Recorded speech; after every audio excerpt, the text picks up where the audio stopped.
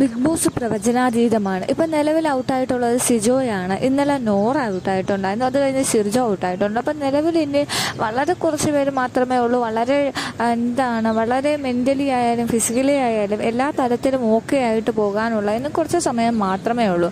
എനിക്ക് തോന്നുന്നു June 16 last ഇതെന്ന് പറയുന്നത്. സോ എന്തുകൊണ്ട് സുജ പോയിട്ടുണ്ട്.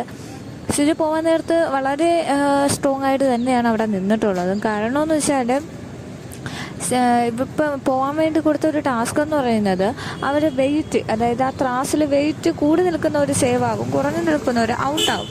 അപ്പോൾ ആ തരത്തിൽ ജാസ്മിനും ഋഷിയും ശ്രീതും ഒക്കെ സേവായി.